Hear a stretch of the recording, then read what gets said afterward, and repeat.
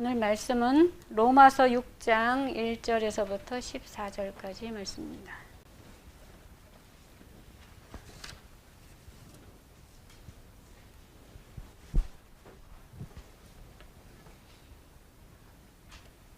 로마서 6장 1절에서부터 14절.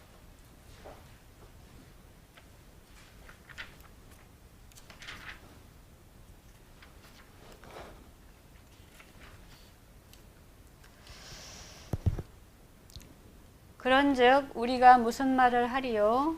은혜를 더하게 하려고 죄에 거하겠느냐? 그럴 수 없느니라.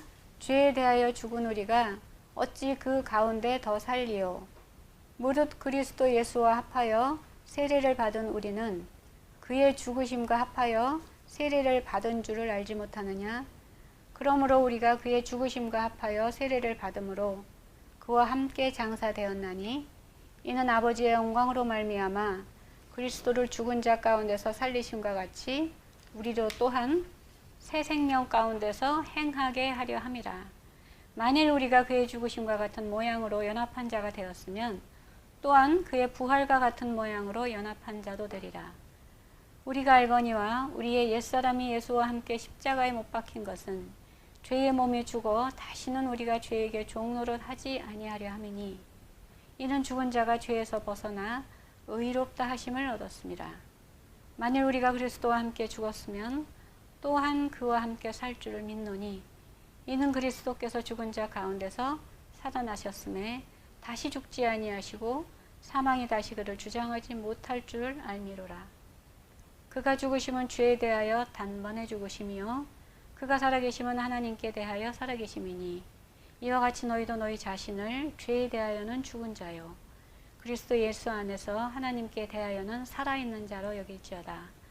그러므로 너희는 죄가 너희 죽을 몸을 지배하지 못하게 하여 몸의 사욕에 순종하지 말고 또한 너희 지체를 불의의 무기로 죄에게 내주지 말고 오직 너희 자신을 죽은 자 가운데서 다시 살아난 자 같이 하나님께 드리며 너희 지체를 의의 무기로 하나님께 드리라. 죄가 너희를 주장하지 못하리니 이는 너희가 법 아래에 있지 아니하고 은혜 아래에 있음이라.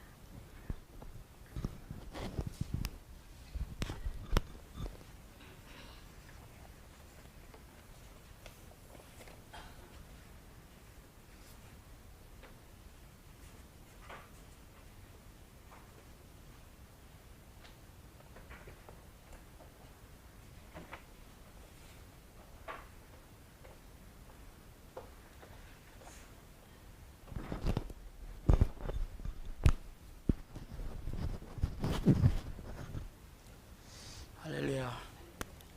주님을 찬양합니다. 우리가 지난 주일날 고난 주간을 보냈는데 예수님께서 예루살렘에 나귀를 타고 입성하신 이후에 한 주간 동안 어떠한 일이 있었는지 고난 주간에 예수님의 행적을 잠시 살펴보도록 하겠습니다. 예수님께서 이렇게 예루살렘에 입성하셔서 하신 일들이 고난주간 일주일 동안 여러 가지 일들이 있었는데 월요일 날에는 무화과 나무를 저주를 하시는 그러한 사건이 있었습니다.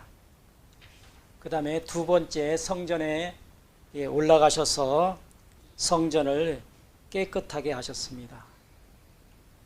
화요일 날은 예수님의 권위에 대한 질문을 받으셨고 또 예루살렘 멸망에 대한 경고도 하셨고 가룟 유다가 반역하는 그런 사건도 있었습니다. 수요일 날은 예수님이 죽이기 위한 모함이 있었습니다. 목요일 날은 유월절 식사 최후의 만찬을 하셨고 예수님께서 고별 설교를 하셨습니다.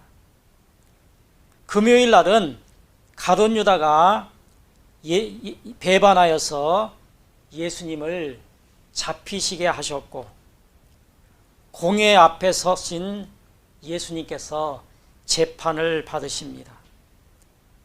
그리고 빌라도가 예수님을 신문합니다.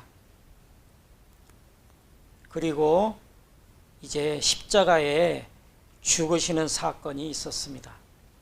그 토요일 날은 예수님께서 십자가에 못 박혀 돌아가시고 난 이후에 무덤에 묻히셨을 때 로마 병정들이 무덤을 지키셨습니다. 그 다음에 주일날 부활절이죠. 예수님께서 부활하셨습니다. 일주일 고난기간 동안에 이러한 많은 일들이 있었다라고 하는 사실입니다. 예수님께서 이제 골고다 언덕에 올라가시기 전에 빌라도 법정에서 이제 신문을 받으시고 십자가에 죽으시게 되는데,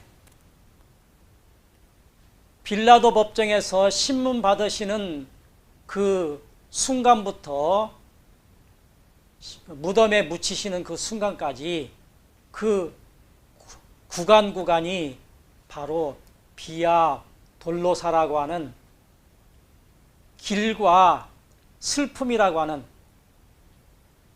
그러한 뜻의 길이 있습니다. 빌라도 법정에서 신문을 받으시고 로마 군인들에게 가시면류관과 홍포를 입히시는, 그리고 채찍을 맞으시는 곳, 이게 순서가 있어요. 지금 제가 말씀드리는 것은 순서를 잠깐 살펴보는 시간입니다.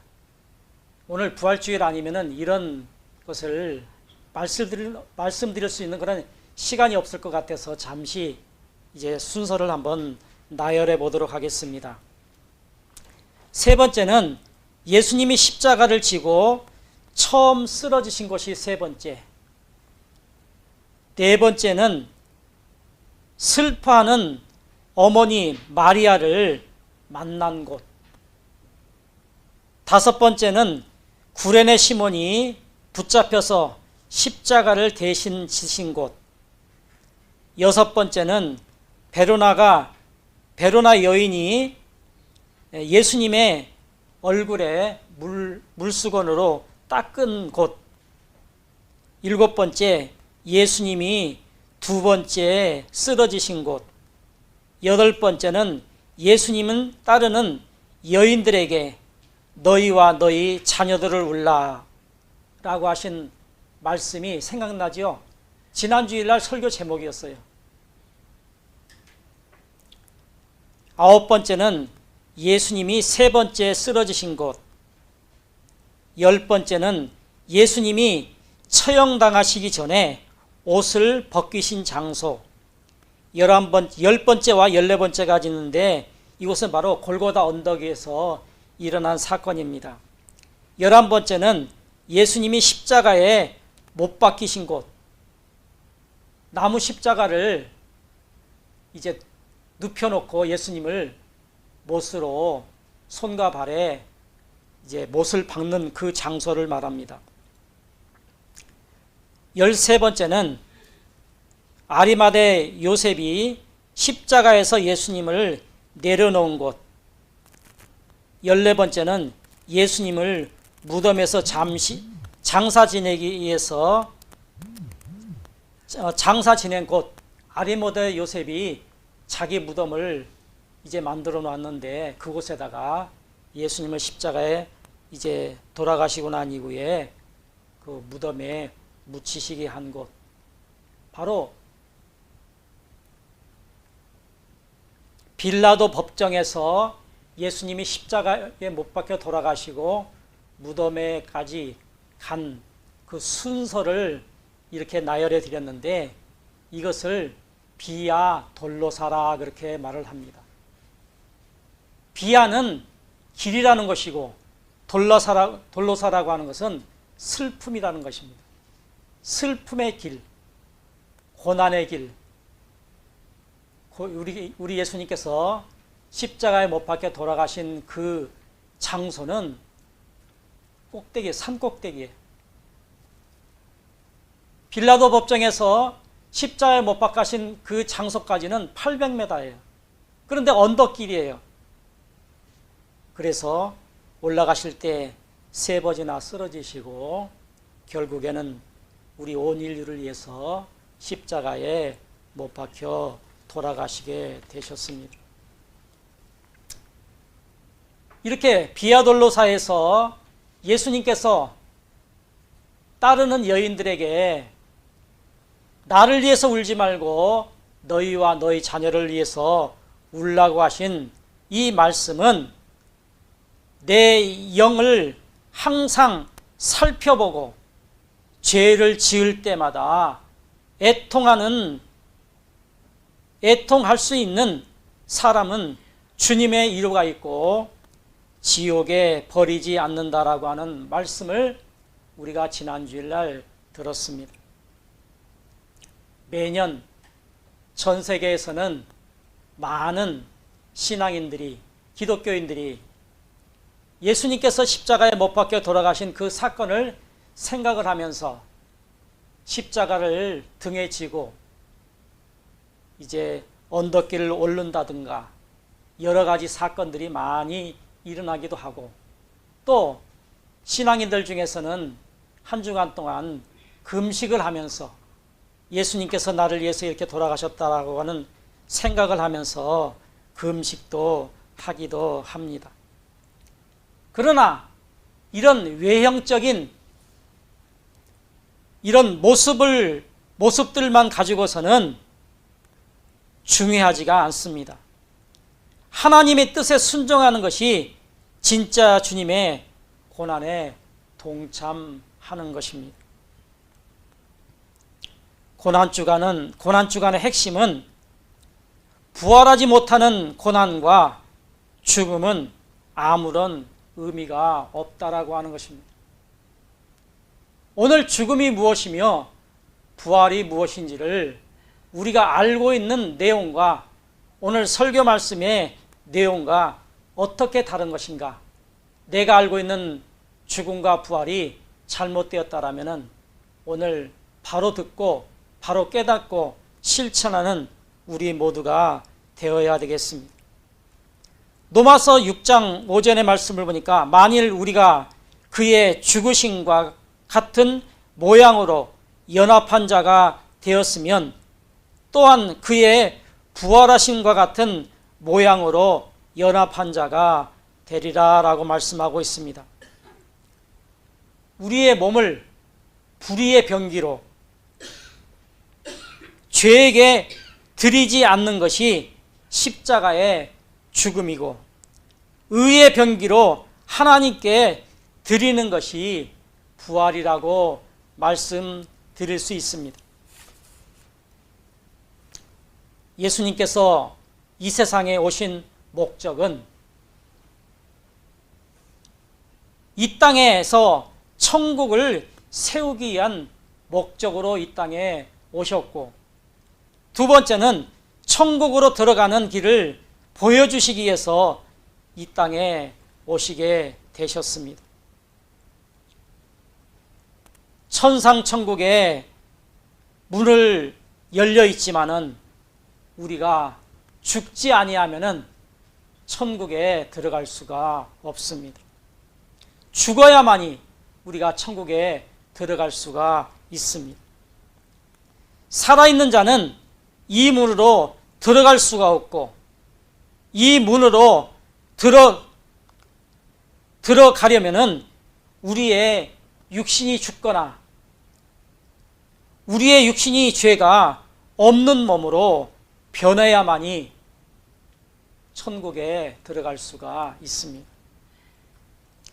예수님께서 십자가에 죽으실 때 우평강도, 그는 세상에서 못된 짓 해가지고 예수님께서 십자가에 못 박혀 돌아가셨을 때 양쪽에 강도들이 같이 십자가에 못 박히게 되었는데, 이 한편 강도, 우편 강도는 예수님께서 나의 죄를 깨닫고 예수님께서는 죄 없는 분이 이렇게 죽으시는구나라고 생각을 하면서 당신이 나라에 임할 때 나를 생각해달라고 그렇게 간구를 합니다. 그랬을 때 예수님께서 내가 진실로 내게 이르노니 오늘 내가 나와 함께 낙원에 있으리라.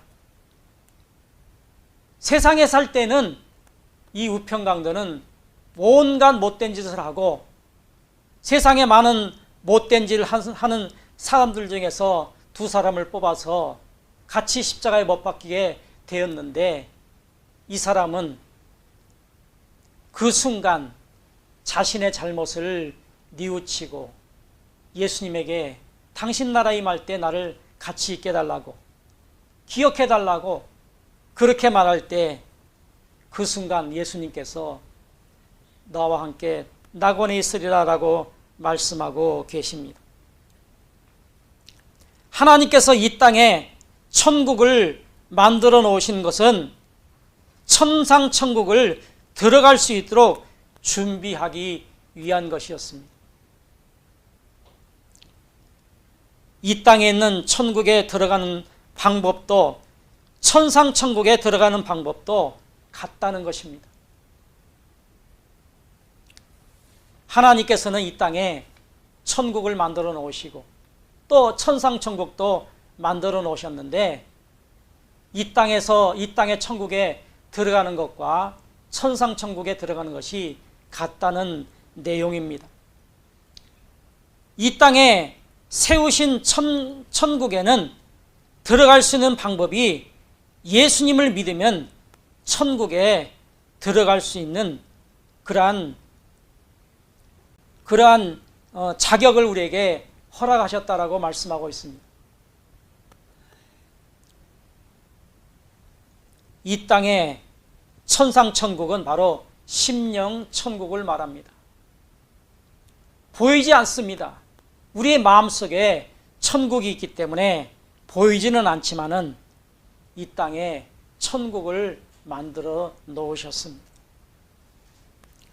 천상천국은 우리의 육신이 죽어야 갈 수 있고 이 땅에 세워진 심령의 천국은 죄가 죽으면 들어갈 수가 있습니다.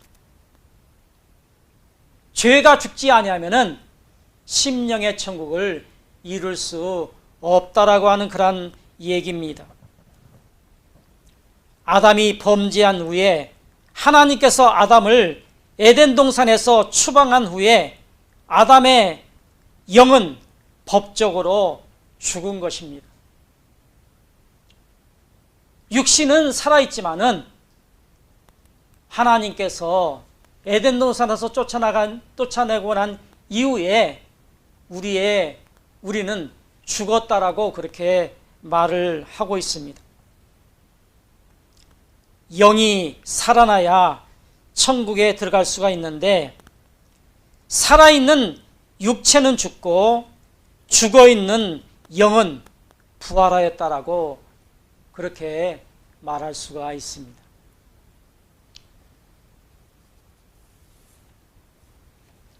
살아있는 육체가 예수님을 영접하고 세례를 받으면 됩니다.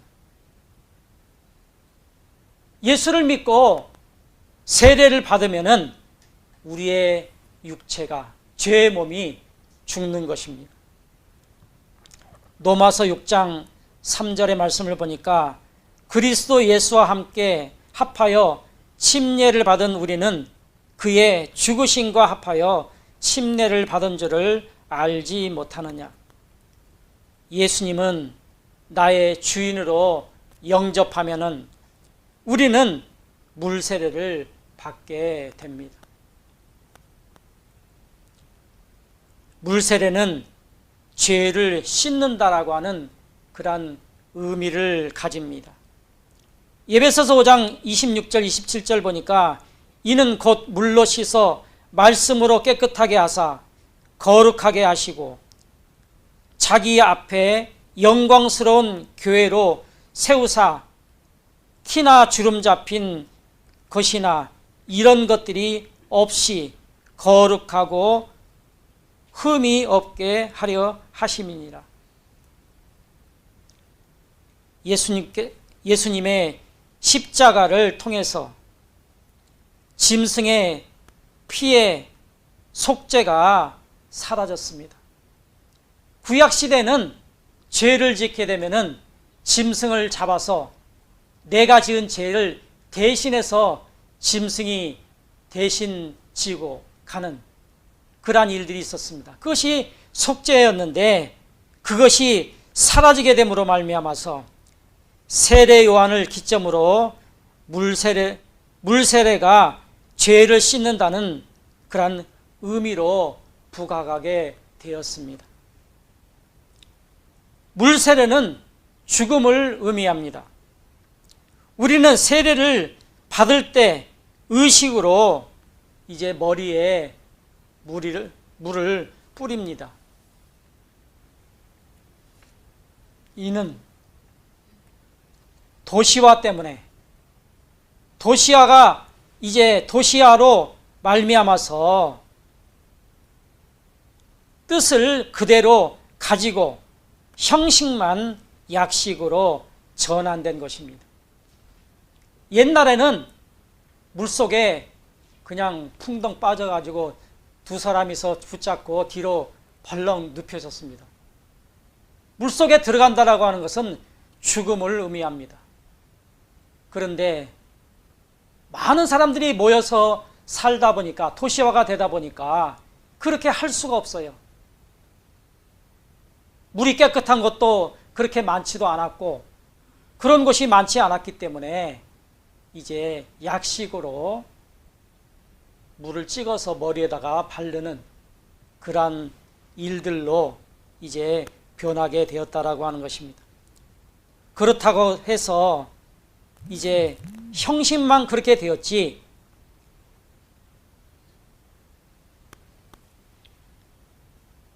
뜻이 변한 것은 아니라고 하는 것입니다. 세례요한이나 예수님 당시의 물세례는 몸이 완전히 물속으로 들어갔다가 나오는 그러한 모습이 바로 죽음의 모습이었습니다. 나는 죽고 새 사람으로 다시 태어난다라고 하는 그러한 의미입니다. 죽었기 때문에 물세례를 받고 난 이후에 나는 이제 살아났다라고 하는 그러한 의미라고 하는 것입니다. 물세례를 받는 순간 눈으로 보면은 육체는 분명히 살아있는데 하나님께서 법적으로 육신이 죽었다라고 인정해 주시는 것입니다. 우리가 세례를 받을 때 나는 이제 법적으로 육신이 죽었다라고 그렇게 인정해 주신다라고 하는 것입니다. 그것이 바로 하나님께서 우리에게 그것을 인정해 주신다라고 하는 사실입니다. 골로새서 3장 3절에 보니까 이는 너희가 죽었고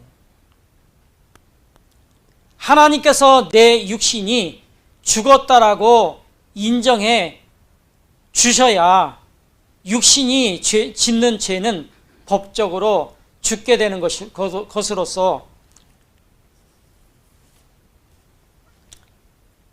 법적으로 천국에 들어갈 수 있는 하나의 요건이 준비가 되는 것입니다. 두 번째는 법적으로 죽은 영이 살아난다라고 선언해 주시는 것입니다. 실제 영, 속사람은 죽지 않습니다. 그러나 예수님을 떠난 하나님을 떠난 아담과 하와가 에덴 동산에서 쫓겨날 때 그는 죽었다라고 그렇게 표현을 하는 것입니다. 에베소서 2장 1절에 허물과 죄로 죽었던 너희를 살리셨도다.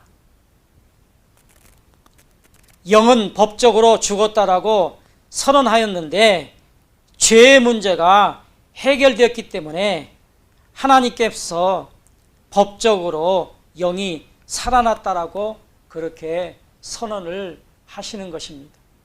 어떻게 했을 때 우리가 세례를 받았을 때 이러한 일들이 일어난다라고 하는 것입니다. 육신이 죽어야 하는 이유는 영이 천국으로 들어가기 위해서입니다. 육신이 살아있으면 절대로 우리는 천국에 들어갈 수가 없습니다. 하나님께서 법적으로 육신이 죽고 영이 살아났다고 선언한 사람들은 십자가의 문을 열고 이 땅에서 심령의 천국으로 들어갈 수가 있는 것입니다. 하나님께서 우리를 인정해 주시지 않으면 우리 마음속에 심령의 천국을 이룰 수가 없다라고 하는 것입니다. 법적으로 영이 다시 살아난 것이 바로 부활입니다. 2000년 전 예수님의 십자가의 죽음의 부활은 오늘 우리가 영적으로 죽고 영적으로 살게 되는 것을 실제적으로는 사건으로 보여주시는 것입니다. 이 땅의 심령의 천국이나 법적으로 죽음과 부활의 선언은 우리가 이 세상 사는 동안 임시라고 하는 것입니다.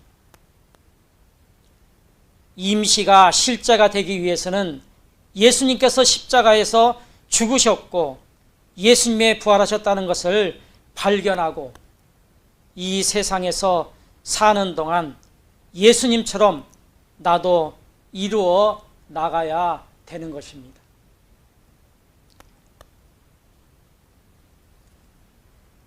나만 장군은 문둥병이 걸려서 문둥병을 고치기로 왔을 때는 너무너무 교만한 사람이었습니다. 자기 앞에는 더 높은 사람이 없듯이 병을 고치러 와서도 거만을 떨었습니다. 그러나 선지자는 그 앞에 나타나지도 아니하고 그의 종을 시켜서 요단강에 가서 이제 몸을 씻으라고 했을 때 그는 너무나 화가 나서 돌아가려고 합니다. 그러나 그의 종들이 장군님, 이보다도 더 큰 일들을 시켜도 해야 되지 않겠습니까? 그냥 가서 한번 씻어보시죠. 그런 조언을 듣고 요단강에 가서 몸을 씻었더니 어린아이 피부와 같았다라고 그렇게 말을 합니다. 그의 변한 모습은 어떠했습니까? 겸손해졌습니다. 마차에서 내리지도 않았던 그가 게하시가 와서 물건을 달라고 했을 때 그는 마차에서 내려서 무슨 일인가? 아마 게하시 말고 여러 사람이 와서 물건을 달라고 했으면 가지고 왔던 모든 것을 다 줄 수도 있었을 것입니다. 그러나 그에게 물건을 달라고 하는 사람들은 숫자가 많지 않았기 때문에 그가 가지고 갈 수 있는 양만큼만 주었습니다. 나만의 모습은 부활의 모습입니다. 교만한 사람이 겸손한 모습으로 바뀌었습니다. 이것이 바로 예수님의 모습입니다. 이 세상에 사는 동안 예수님처럼 나도 이루어 나가는 그러한 일들을 하여야 되겠습니다. 임시가 실체가 되게 하는 방법은 말과 지식으로 살아가는 성도가 되지 말아야 됩니다. 방금 말씀드린 대로 나만 장군과 같이 교만했던 자가 겸손한 모습으로 바뀌는 것이 부활이기 때문에 그렇습니다. 하나님의 뜻에 따라서 죄에 대해서 죽고 의에 대해서 부활하는 저와 여러분들이 되시기를 예수 그리스도의 이름으로 축복합니다.